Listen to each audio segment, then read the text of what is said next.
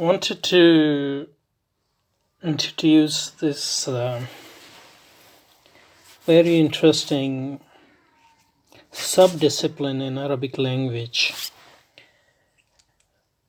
It's related to the study of Arabic language, classical Arabic language, as it is needed to understand Islamic text. And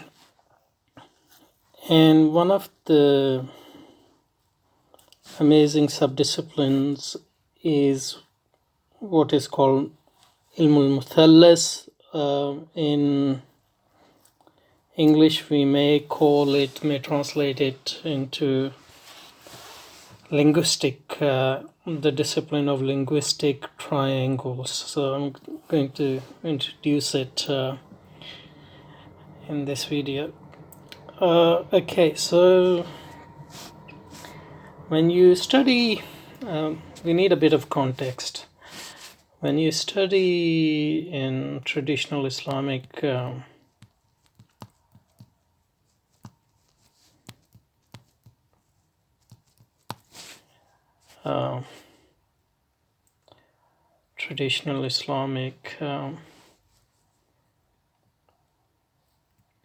institutions, I guess, and they are different in different Muslim countries, and they don't have to be institutions. It can be just taught by individual people, but in every country there's a particular broad, mostly voluntary curriculum that is followed. And when you study Arabic language, in that context, not the context of the universities, so you study Arabic language in universities, like modern universities. I'm not talking about that. I'm talking about how it is read in traditional Islamic institutions, which run parallel to modern universities, and which existed before these universities. So if you're studying Arabic language in Islamic history, you study 4 particular disciplines. So because Arabic language as it is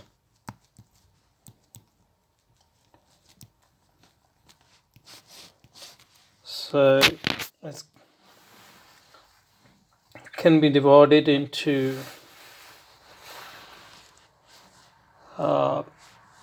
what they call it mufradat, kalam al-Arab,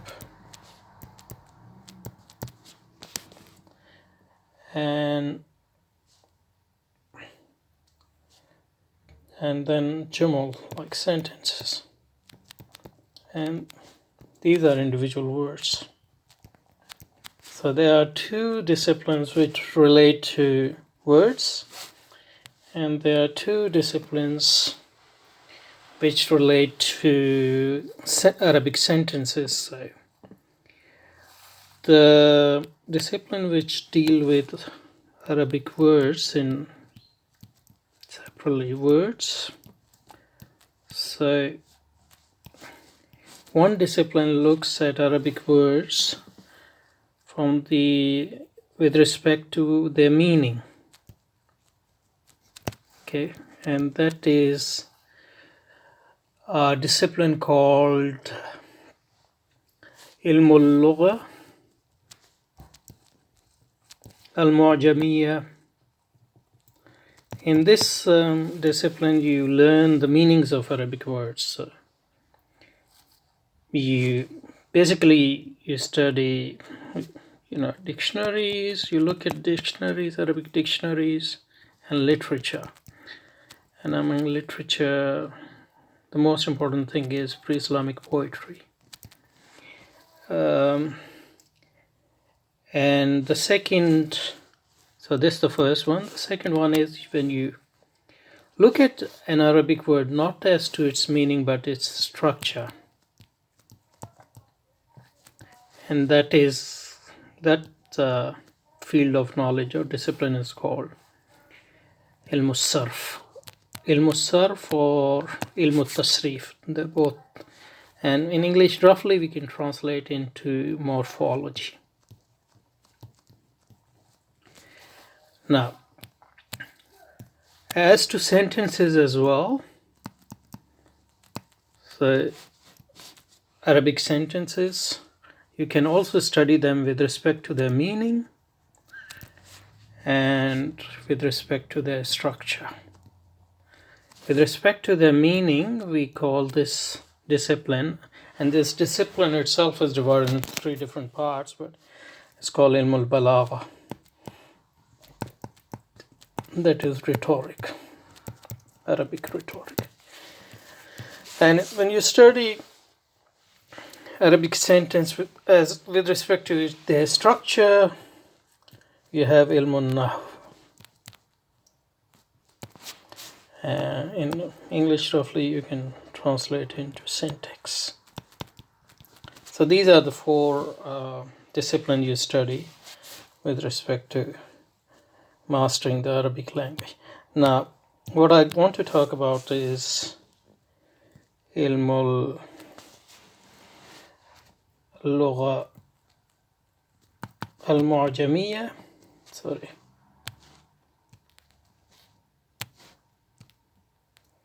Mu'jamiyya. So this discipline is concerned with meaning of Arabic words. Meaning or ma'ani of Arabic words.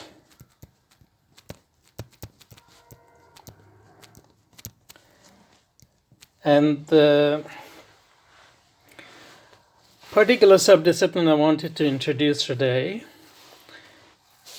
is related, a subdiscipline of this. So as I said, you can look in dictionary, so like Qamus or Lisanul Arab, and then you study poetry, you study Arabic sermons, khutbah, classical khutbahs, you study literature, prose, you study part of Quran and hadith. They're part of all this. But one of the way, because Arabic language is so vast, you have to design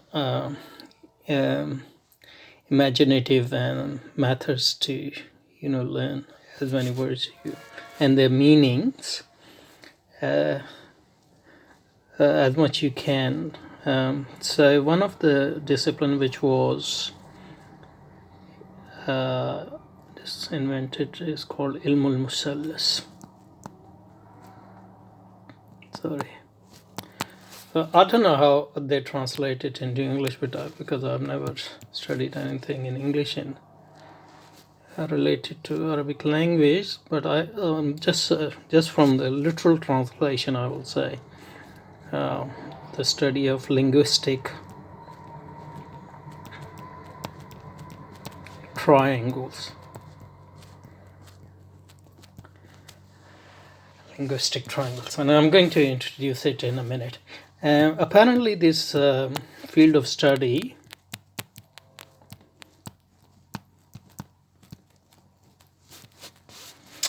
was invented by somebody called Muhammad bin al-Mustanir, rahmatullah alayhi, who is an imam of Arabic language. Imam meaning, a leader, an expert, imam in Arabic language. That's what imam means. It's not a scary word. It just means somebody who is a leader in a particular field. So you can say Aristotle is imam in a philosophy, for example. Muhammad bin al-Mustanir, and he is popularly known as Qutrab,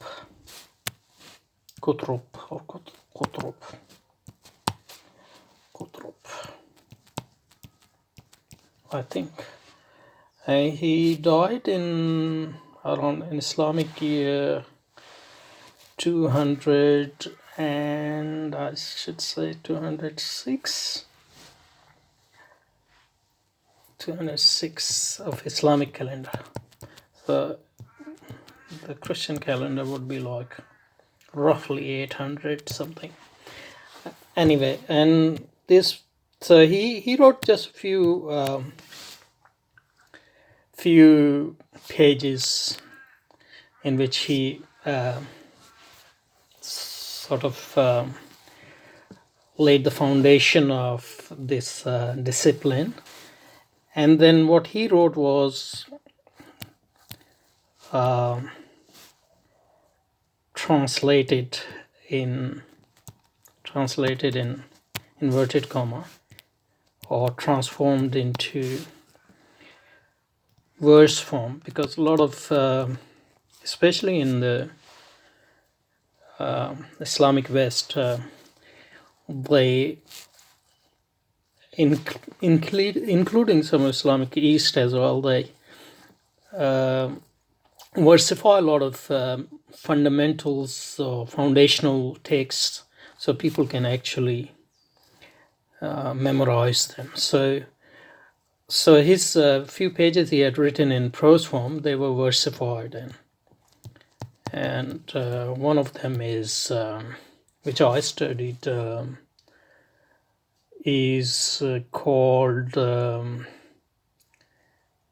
I think, yeah,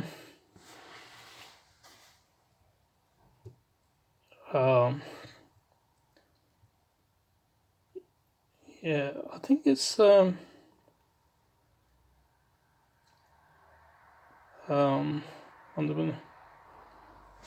I think it's called المورس لمشكل المثلث.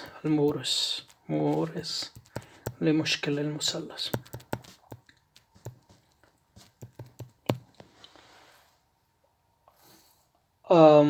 And it's versified by somebody from Morocco, I think. His name is Abdulaziz. But more extensive poems on this were written by one of big Imam of Arabic language. His name is Ibn Malik. He was actually from Spain, but then he settled in Egypt, I think. And one of his long poem is Al-Ilam Bitaslis Sil Kalam.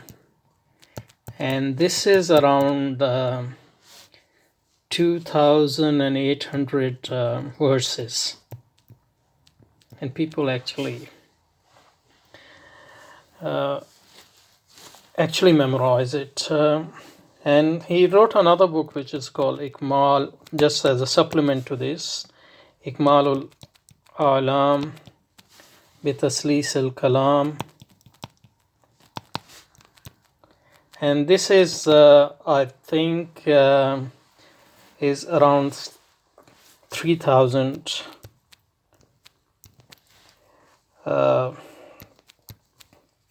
verses in this. So these are both poems. Okay, so that's this the context. So what is actually Ilm al-Musallas then? So Musallas is triangle, so you take three words, and most of the time, so this is, for example, Qaf, Ta, Ra. So this is a root word,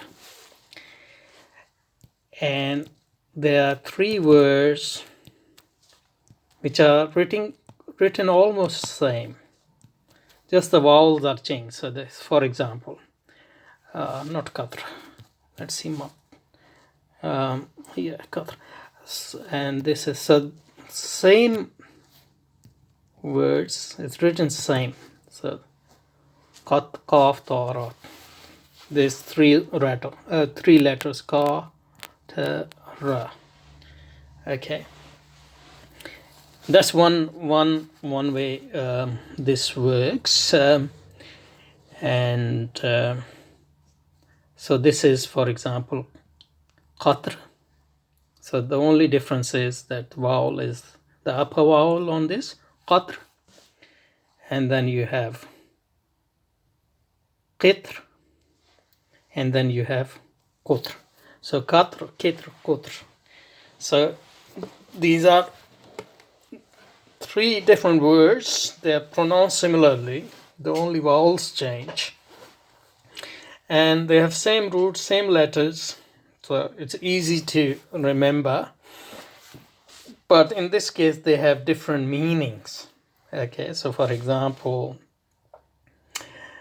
qatr mean, among other things, al-matr, that is rain.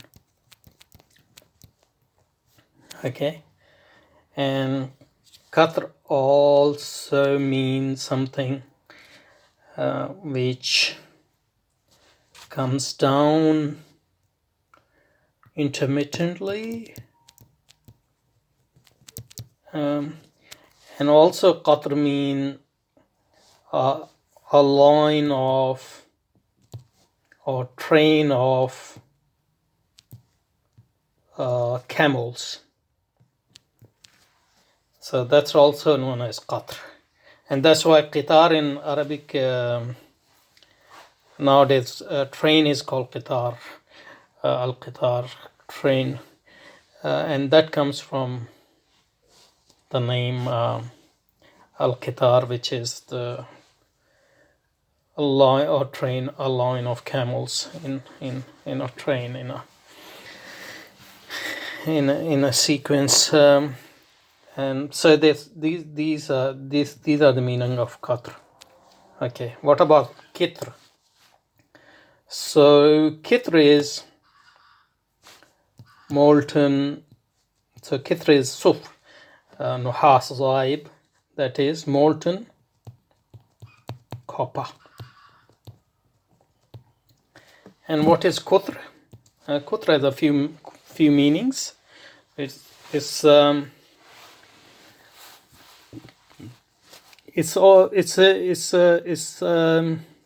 one of its meaning is this, the wooden stick which you burn in order to produce nice scent. Udun and kutr also mean a side of a thing, and kutr also mean stirrup.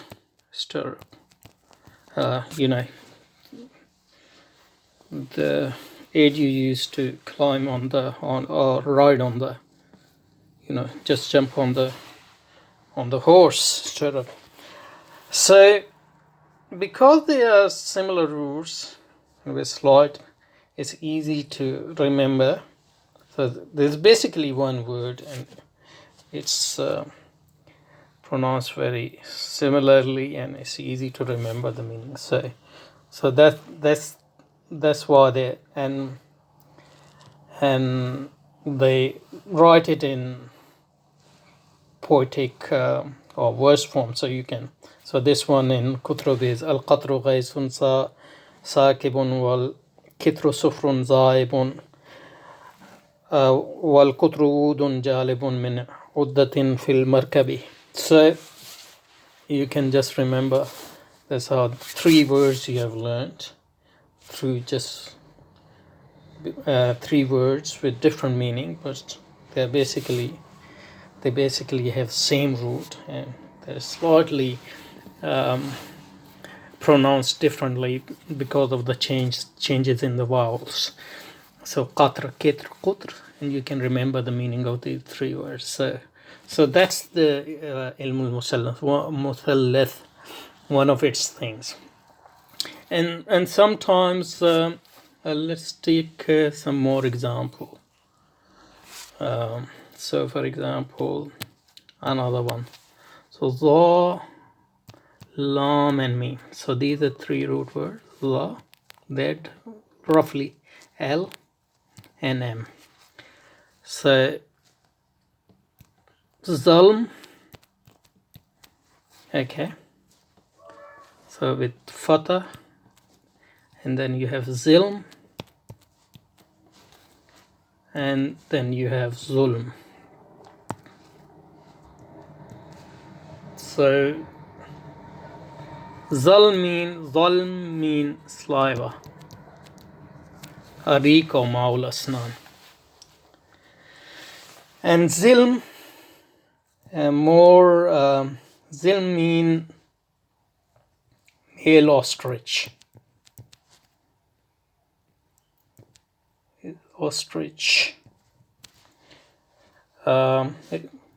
Although more popular name for that is zalim, is similar as well. And zulm mean oppression or injustice. So zalm, zulm. You have with one words, with slight variation, you have 3 words, and you have learned 3 different meanings. Okay. Sometime, so this is one way in which triangles works. Sometimes the word is there's one word, but you can actually pronounce them in 3 different ways. So for example, mazra, mim, mazra'atun. So that's a farm. So they say this is a triangle, linguistic triangle, meaning ra. So it can be read with mazra'a, it can be read mazri'a, and it can be read mazru'a. So all 3 versions are fine. So that's another way this works, that you are able to memorize. So these are one word, but they have 3 different types of vowel. Here ra, here re, is mazra'a, mazri'u, or mazru'u. So mazra'atun, mazri'atun, mazru'atun. All 3 are the same. So, and sometimes they say that this word is not triangle, but it is like mazbala. So mazbala is a